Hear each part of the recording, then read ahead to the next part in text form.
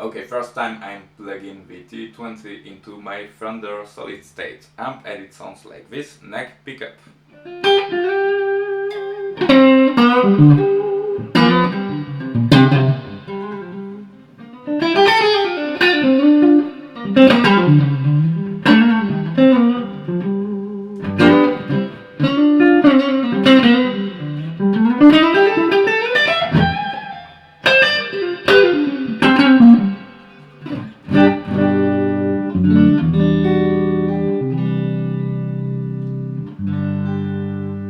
Sounds great, I think.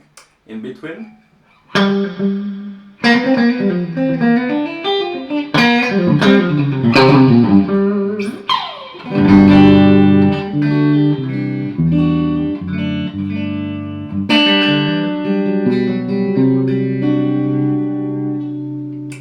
bridge pickup.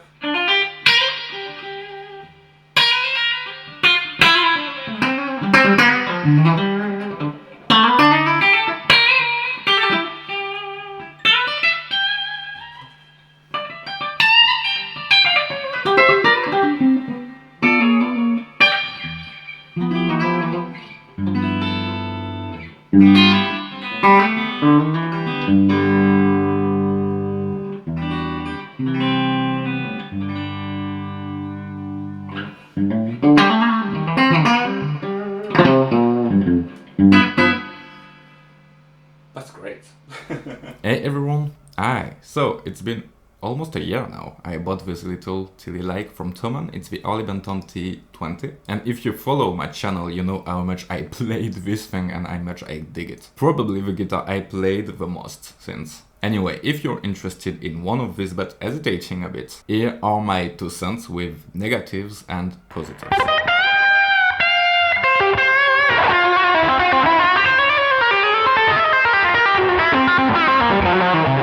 Let's start with the positives. So the finish is still amazing. The color is, honestly, it's fantastic. This red sparkly, just a bit, just a touch. It's beautiful, a beautiful guitar to look at. The headstock looks stunning, which is often something bothering me with Fender copies, but Harley Benton did so well here, I think. The tuners are surprisingly great on mine, they work really well, and the guitar stays in tune, despite crazy bends and moving the guitar a lot when I'm playing.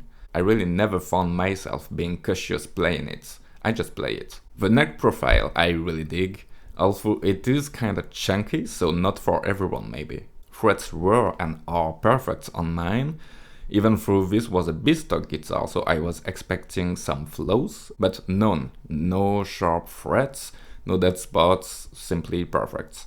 Same with the nuts, it feels to me like they basically nailed it. Maybe a touch, just the tiny touch too high, but only to be extremely picky. The biggest positive I could talk about though, to me, is that the guitar seems to get even better with time, which is something I wasn't expecting at all.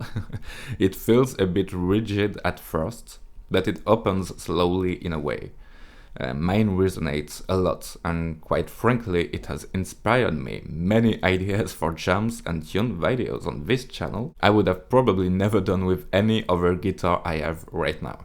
It has its own character, in a way, which is lovely. And considering the price they cost, I honestly couldn't have asked for more.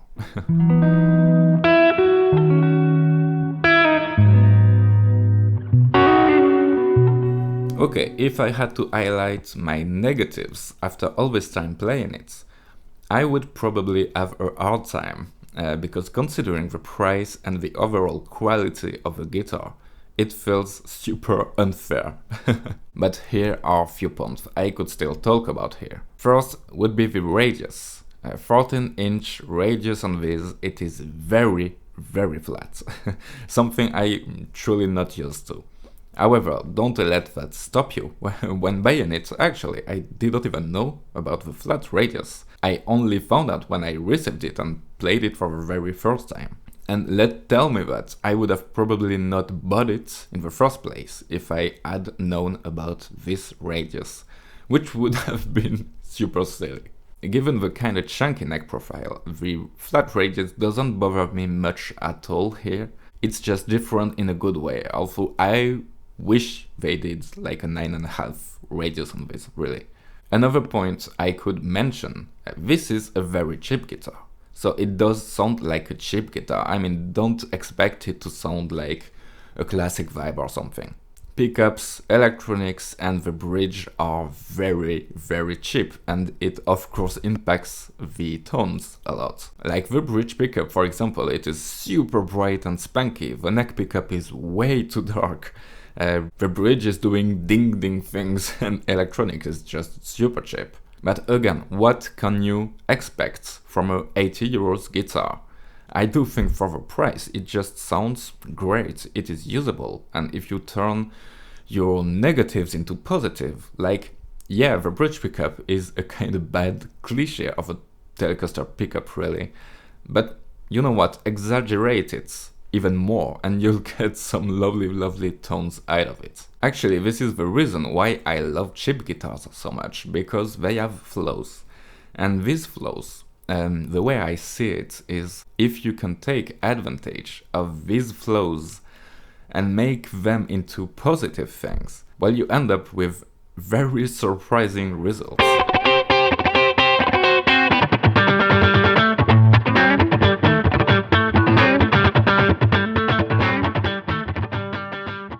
So overall, and I will insist again on its price tag, I think it's quite unbelievable what they can do. I ordered this one having no expectations at all. No good ones, no bad ones. I just wanted to experiment and see. The only thing I would have really loved being the 9.5 radius, but I don't mind the 14-inch radius on this because they're just so cheap, you know? And I can imagine a 14-inch radius like this maybe easier to build, more cost effective too, maybe, I don't know. However, I am looking for the bigger sister, the TE52 now, and an ST62 as well. But them being more expensive, I'm somehow dreading the flat radius even more. In my silly mind, a vintage spec Telecaster or Strat with a flat radius isn't a Strat or a Tele, basically. But I'm only asking to be surprised like I was with this one. So we shall see.